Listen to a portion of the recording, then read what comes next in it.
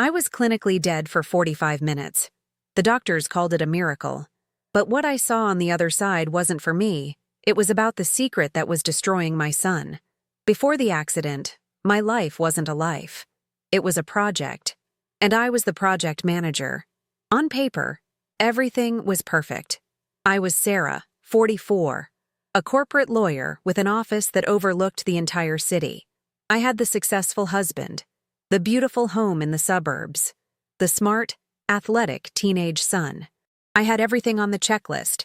I thought I had it all under control. But my days were a blur of billable hours and legal briefs. I remember my office was cold, all glass and steel. On my desk, next to a mountain of paperwork, sat a small, silver-framed photo of my son, Jake. I'd glance at it between calls, give a quick, tight smile, and feel a little pang of something. Pride, I told myself. But it wasn't pride.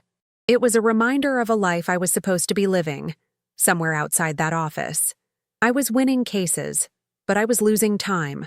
Home was just a quieter version of the office. My husband, Mark, and I moved around each other like ghosts. He'd have the game on, the volume turned up loud, and I'd be on my laptop, finishing one last email.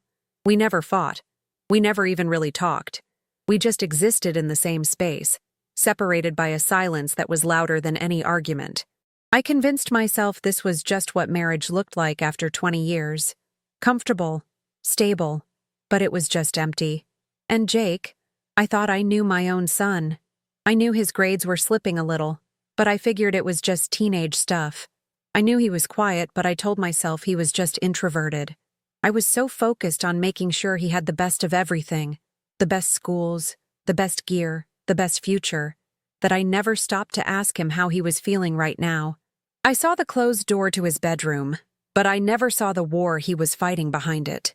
I was so busy building a perfect life for him, I didn't see I was creating a world where he felt completely alone. I couldn't have been more wrong. The weeks leading up to the accident were like a low hum of static I chose to ignore. The signs were there. Not like big, flashing billboards, but like whispers in a language I'd forgotten how to speak. I see them so clearly now, replaying in my head on a loop. There was the call from Jake's guidance counselor. I took it in my office, staring out at the city skyline, one hand over my ear to block out the noise of my life. Jake's been distant, Sarah. His grades are slipping. He seems exhausted. I remember my answer.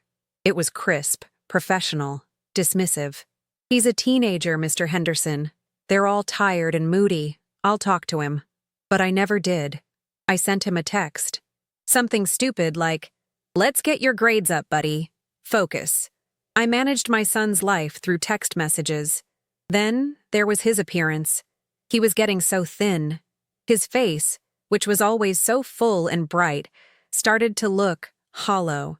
There were dark, bruised-looking circles under his eyes. I'd see him at the dinner table, pushing food around his plate, and I'd tell myself it was just a phase, a growth spurt. I bought him vitamins. I told him he needed more sleep. I prescribed solutions without ever asking about the problem. I saw a ghost at my table and just told him to eat more. But the thing that really should have shaken me happened about a week before the accident. I came home early, a meeting had been canceled, and the house was quiet. I walked past Jake's room and smelled something strange. It was sweet, but also chemical, acrid. It caught in the back of my throat. I knocked. "Jake? What's that smell?" He opened the door just a crack, blocking my view. His eyes were glassy, his pupils tiny. "Just a new air freshener, Mom. Trying to cover up the smell of my gym socks." He forced a smile. It didn't reach his eyes. And I, the high-powered lawyer who could read every lie on a witness's face, I just nodded. I accepted it, because the alternative was too terrifying to even consider. The morning of the accident, that was different. The static was gone. In its place was a heavy, suffocating silence. He came down for breakfast, which he never did. He just stood in the kitchen, staring at me. He looked like he wanted to say something. His mouth opened, then closed. I was rushing, grabbing my briefcase, already thinking about a 9 a.m. deposition. "I have to go, sweetie. Have a good day," I said, kissing the air near his cheek. I didn't even make contact. As I walked out the door, I heard him whisper something. It was so quiet, I almost missed it. He just said, "Mom." It wasn't a call. It was a plea. I turned back, annoyed at being delayed. "What is it, Jake? I'm late." He just shook his head, a look of utter defeat on his face. "Nothing. Never mind." That was the last word he ever said to me. Nothing. And I just walked away. I walked away and stepped right into the path of that car, my head filled with legal jargon instead of the sound of my own son braking. If I had just stopped, if I had just turned around and truly looked at him for 1 second, would everything have been different? I walked away from him. I walked away from that look on his face, and my mind, like a well-trained machine, just switched tracks. The image of Jake's defeated eyes dissolved, replaced by the bullet points of my 9 a.m. deposition. The city was waking up around me. The air was cool and smelled of damp pavement and exhaust fumes. Horns blared in the distance. It was all just noise, the soundtrack to my ambition. I pulled out my phone, my thumb already scrolling through emails before it was even fully out of my pocket. My world had shrunk to the size of that bright little screen. The call came through my earpiece just as I reached the corner. It was my associate, frantic about a missing document. I remember the pavement under my feet, the cracks in the concrete. I started pacing on the sidewalk, my voice sharp, cutting. "Find it. I don't care how, just find it." I was in my element, in control. I turned, still talking, and stepped off the curb. I never even looked. It was just one step, one ordinary, mindless step, and then the world ended. It wasn't a slow fade. It was an explosion of light and sound. The headlights weren't just bright. They were a physical force that hit me before the car did. A sun erupting 2 feet from my face. The shriek of tires was the sound of reality tearing apart. In that last, eternal split second, time stretched like warm taffy, and my mind, for the first time all morning, was completely clear. I didn't see a case file. I didn't hear my associate's voice. I saw Jake. I saw his face in the doorway, his mouth forming that one word, nothing. And the regret, it was so absolute, so suffocating. It was worse than any fear. Then came the impact. It wasn't pain. It was just a stop, a violent, final stop. Like a movie projector freezing on a single shattered frame. I felt a sickening crunch, a feeling of my body becoming something it wasn't supposed to be, a bag of broken parts. The world went sideways. I remember a flash of gray sky, a smear of a red brick building, and then the hard, cold shock of the asphalt against my cheek. For a moment, there was nothing but the sound of my own ragged breathing. But what happened next was even stranger. The chaos outside started to fade. The distant screams, the car horns, the approaching wail of a siren, it all began to sound like it was coming from the end of a long tunnel. The sharp, searing pain in my side and my head just dissolved. It melted away, replaced by a strange, weightless calm. I felt myself lifting. It wasn't a dream. It was a feeling of separation. I was rising up out of the wreckage of my own body, floating above the scene like a forgotten balloon. I could see the flashing lights, the growing crowd, the paramedics working on a broken woman lying on the street. And I realized, with a clarity that was both terrifying and peaceful, they were working on me, and I wasn't there anymore. The world below me began to shrink. The wail of the sirens, the frantic shouts of the paramedics, it all became a distant hum, like a TV left on in another room. The cold of the asphalt, the smell of gasoline, all of it just faded away. I wasn't cold anymore. I wasn't in pain. I wasn't anything. I was just a point of view, a camera without a body, watching a tragedy that belonged to someone else. I tried to feel something for the woman on the ground, for that broken shell of a life, but there was no emotion, just a profound and terrifying detachment. Then, a gentle pull. It started at the very core of my being, a current in an invisible river, drawing me away from the street corner, away from the city, away from everything I knew. The scene didn't just get smaller, it began to dissolve, the edges blurring like a watercolor painting left out in the rain. The flashing red and blue lights bled into the gray sky until there was no separation. I was moving, faster and faster, not through space, but through something else. It was like being pulled through a needle's eye of darkness, a quiet, rushing void. There was no fear. Fear was a physical thing, a chemical reaction, and I didn't have a body to feel it in anymore. But what came next was far worse than fear. As the last bit of the physical world vanished, a new reality began to play out. It wasn't in front of my eyes. I didn't have eyes. It was happening inside of me. It was a film reel of my soul, and I was strapped in for the showing. It wasn't the big moments, not the promotions or the vacations. It was the small, forgotten sins of omission. I felt the hollow space in the air where a hug should have been for Jake after he lost a big game. I heard the echo of my own sharp, impatient voice on the phone with my husband, Mark, when all he wanted was to tell me about his day. Every missed opportunity to love, every moment I chose work over a person, every time I saw a flicker of sadness in Jake's eyes and looked away, I didn't just remember them. I felt them. I felt the full weight of the hurt I had caused, the disappointment I had created, from their perspective. It was an agony 1,000 times worse than any physical injury. The pain wasn't in my shattered bones. It was in my conscience, a burning, relentless fire of regret. I was trapped in a storm of my own making, drowning in all the love I had failed to give. And I knew, with a certainty that chilled me to my core, that I deserved every second of it. And just when I thought the weight of my own failures would crush me into nothing, it stopped. The storm just ceased. The burning regret, the endless reel of my mistakes, it was all washed away in an instant. Not forgiven, but healed. And in its place was a light. It wasn't like the sun, or a lamp, or anything I could describe. It was a light that was also a feeling. It was a warmth that had nothing to do with temperature, a brightness that didn't hurt my eyes. It was pure, unconditional love, and it was everywhere. It was in me, around me. It was me.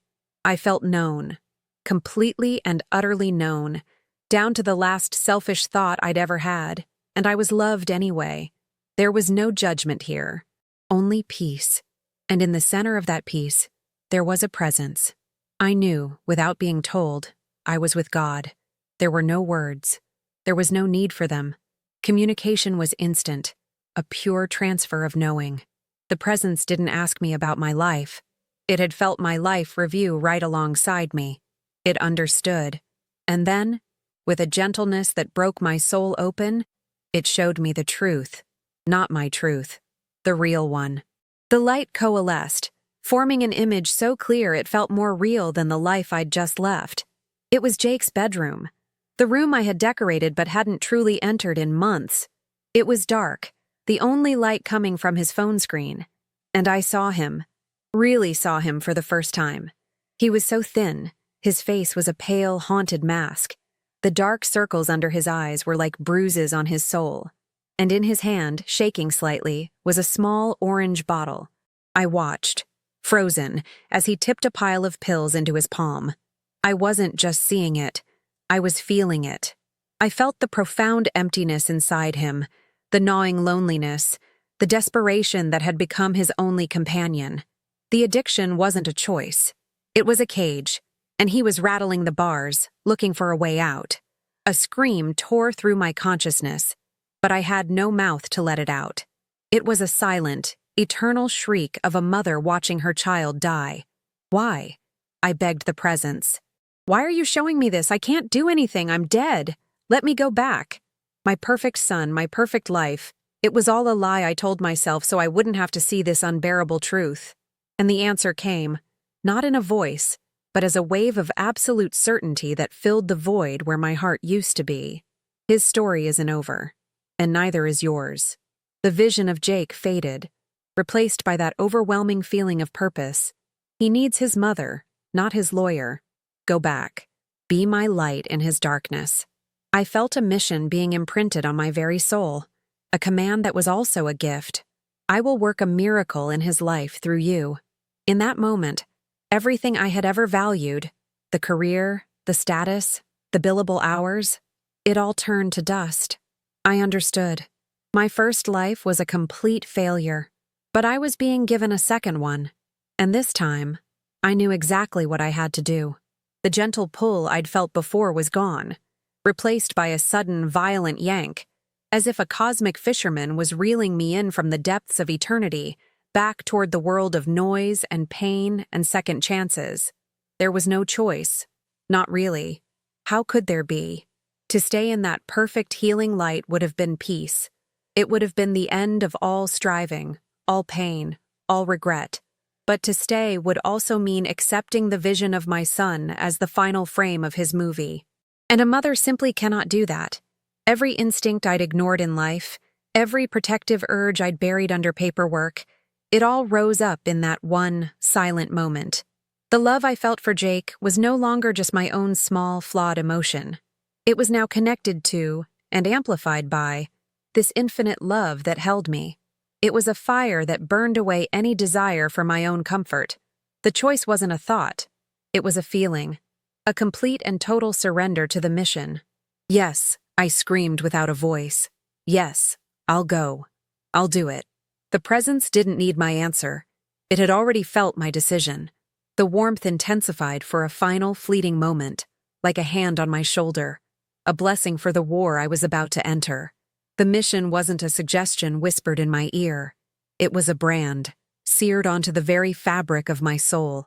I wasn't Sarah, the lawyer, anymore. I was Jake's mother, and I was going back to fight for him. But what happened next was nothing like the gentle drift away from my body. This was a violation. It was a violent, cosmic hook in my chest, and it was reeling me in with brutal force. The light didn't fade. It was ripped away, like a bandage off a raw wound. I was pulled backward, tumbling through that same darkness. But this time it wasn't silent. It was filled with a rushing, roaring sound, the sound of reality reasserting itself. I felt myself being compressed, squeezed through an impossibly small opening, forced back into the confines of a physical form. The first thing to return was gravity. It was a crushing, suffocating weight, pinning me down after being weightless for so long. Then came the pain. It wasn't the dull memory of an impact. It was a live, screaming symphony of agony from every nerve ending in my body. My ribs were fire. My head was a shattered piece of glass. It felt like I was being shoved back into a suit that was too small and on fire. I tried to gasp, but my lungs wouldn't work. They felt like wet paper. And then, a sound broke through the roaring in my ears. A high-pitched, steady whine, a flat line. It was the sound of my own death. It was followed by a voice, distant and distorted, shouting, "Clear!" A strange electric hum filled the air, and then a jolt of pure force slammed through my chest. It was like being struck by lightning. My whole world went white with pain, and for the first time since I'd left my body, I felt the desperate animal need to breathe. My lungs spasmed, and I took a ragged, tearing gasp of air. It tasted of antiseptic and tasted like a second chance. My eyes flew open, but all I could see were blurry, fluorescent lights above me. I was back, and the mission had just begun. My first sensation was a lie. It was the sterile, fluorescent light of the hospital ceiling, but for a split second, I thought it was the light I had just left. Then the pain hit, and the illusion shattered. It was a brutal, all-consuming fire, starting in my ribs and exploding through every inch of my body. The peace was gone, replaced by the screaming protest of a body that had been broken and then violently restarted. The rhythmic beeping of a machine next to my head was the new soundtrack of my existence, a mocking metronome counting out the seconds of my second chance. A face swam into view above me. A doctor, his expression a mixture of exhaustion and sheer disbelief. His mouth was moving, but the words were like stones skipping across the surface of a deep lake. I only caught a few. 45 minutes. No brain activity. Medically unexplainable. He was looking at his chart, then at the monitor, then back at me. But he wasn't really seeing me. He was seeing a puzzle, a medical anomaly that defied his textbooks. He called it a miracle, but his tone was one of scientific frustration. He had no idea the miracle wasn't that my heart was beating, The miracle was the mission that was now branded on my soul. Then Mark was there, my husband. He rushed to my bedside, his face pale and etched with lines of fear I'd never seen before. He grabbed my hand, his grip clumsy and desperate. "Sarah, oh God, Sarah, we thought we lost you." His voice was thick with emotion, but as I looked into his eyes, I saw the same disconnect that had defined our marriage. He was seeing a wife who had almost died. I was seeing a stranger. The chasm between us hadn't closed in this tragedy. It had become an infinite canyon. He started talking about the accident, about the driver, the insurance, the logistics of it all. It was just noise. White noise. My old language. And I didn't speak it anymore. Because while he was talking, all I could see was the vision. Jake, his face, pale and gaunt in the glow of his phone, the dark circles under his eyes, the small orange bottle, the pills spilling into his shaking hand. The image was more real to me than the hospital room, more real than my husband's hand in mine. The words of the presence echoed in the core of my being, drowning out the beeping machines. He needs his mother, not his lawyer. Go back. Be my light in his darkness. My broken body was a prison, and every second I was trapped in it, my son was in danger. I tried to speak, but my throat felt like it was lined with sandpaper. A dry, rasping sound came out. Mark stopped talking, leaning in. "What is it, Sarah? Do you need water? Are you in pain?" His questions were about me, about my body, about my comfort. He had no idea. I gathered every ounce of strength I had, forcing the air from my damaged lungs. One word. It came out as a broken croak, but it was the only word that mattered in the entire universe. "Jake?" Mark's face softened with a sad, dismissive pity. "Shh, honey. Don't worry about him. He's at home. He's safe. We didn't want him to see you like this. Safe." The word was a punch to the gut. They were all trying to protect my son from the sight of my brokenness, while I had just been shown a truth that could shatter him completely. The irony was so cruel it almost made me laugh, a sound that would have surely torn me in half. They had it all backward. I wasn't the one who needed saving anymore. A new strength, one that had nothing to do with my muscles, surged through me. I tried to push myself up, but a bolt of lightning shot through my torso and I fell back against the pillows, gasping. The heart monitor shrieked in protest. Nurses rushed in. But through the haze of pain and the flurry of motion, I locked my eyes on Mark. The woman he knew, the calm, controlled, logical lawyer, was gone. In her place was a wild animal fighting her way out of a trap. "Get him," I rasped, my voice raw with an urgency he couldn't possibly comprehend. "I have to see him, now." He looked at me like I was delirious, a victim of trauma and medication. He didn't see a mother on a divine mission. He just saw a broken wife who wasn't making any sense. But I knew my real recovery wouldn't start until I looked into my son's eyes and began the fight for his life. What would you have done if you were in my place? Would you have listened to the doctors? Or would you have fought to get to the person you love? Let me know in the comments. And if this story touched you, please subscribe and hit the bell, because I have so many more moments like this to share. Moments that prove there's more to this life than what we can see. The days that followed were a blur of pain, medication, and a burning, holy impatience. My body was a shattered vessel. But for the first time in my life, my spirit was whole. The world I woke up to was the same one I had left, but I was seeing it through new eyes. The get-well-soon flowers looked like plastic. The hum of the hospital machinery sounded like a clock ticking down on my son's life. My entire career, the cases I'd won, the reputation I'd built, it all felt like a story about someone I used to know, a stranger I had no interest in meeting again. That woman was dead, and she needed to stay that way. Mark couldn't see the change. He saw a wife in recovery. He'd sit by my bed for hours talking about the future in the language of the past. He talked about suing the driver, about physical therapy, about when I could realistically return to the firm. He was trying to rebuild the life that had almost been taken, not understanding that I had been shown just how worthless that life was. One afternoon, he was scrolling through his phone, reading me a headline about a corporate merger my firm was handling. "You see?" he said, trying to cheer me up.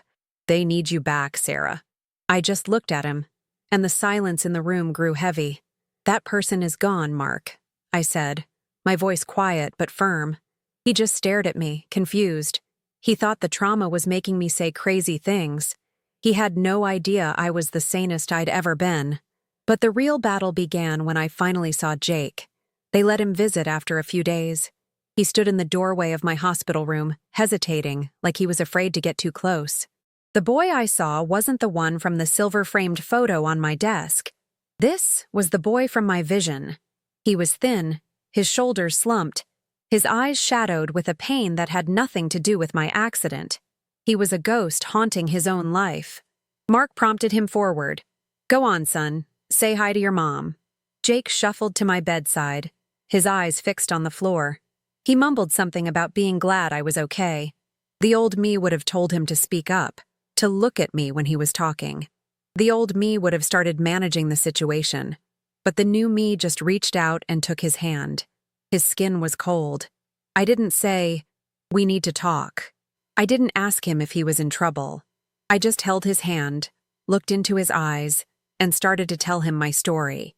I told him about the accident, the feeling of leaving my body, and the life review. I told him about the crushing weight of my own regrets, about all the times I had failed him, failed Mark, failed myself. His eyes, for the first time, flickered up to meet mine, filled with confusion. He thought this was about him getting a lecture. He didn't understand I was the one confessing. And then I told him about the light. I told him about the feeling of being completely known and completely loved, without any conditions. As I spoke, I could feel that same peace filling the sterile hospital room. Then, my voice breaking, I told him what the light had shown me. I described his room, the phone, the orange bottle. I described the look in his eyes, not with judgment, but with a mother's shared pain. I saw a flash of terror on his face, followed by shame. He tried to pull his hand away, but I held on. "God didn't show me that to condemn you, Jake," I whispered, tears streaming down my face. "He showed me that because he loves you so much. He told me your story isn't over. He told me to come back and be a light in your darkness." That was it. The dam broke. A sound came out of my son that I had never heard before. A raw, guttural sob of such profound despair it shook the entire room. He collapsed onto the side of my bed, his body heaving, and for the first time since he was a little boy, he let his mother hold him while he cried. He cried for the loneliness, for the fear, for the secret he was sure was going to kill him. And I just held him, my own broken body screaming in protest, but my soul was finally doing what it was made to do. In that broken, beautiful moment, the healing began, not just for him, but for me. My mission wasn't just to save him from the pills, it was to save him from the loneliness that had driven him to them in the first place. Everything changed after that day. I never went back to the office. I walked away from the career, the corner office, the six-figure salary, and I never looked back. It was all dust. Our family life was rebuilt from the ground up, not on a foundation of achievements and expectations, but on truth and prayer. We found a rehab facility for Jake. I was there every single day. We talked for hours, not as a lawyer and a client, but as a mother and a son, finally getting to know each other. We started praying together, clumsily at first, but then with a real hunger for the peace we had both been missing.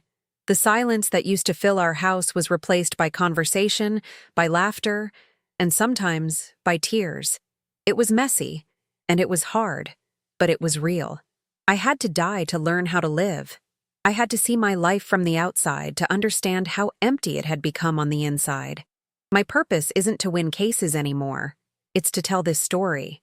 It's to be a small reflection of the light I was shown, a reminder that no one is too far gone, and that a second chance isn't just about living again. It's about learning to love. Do you believe people can truly change after an experience like this? Has faith ever given you a second chance when you thought all was lost? Tell me your story in the comments below.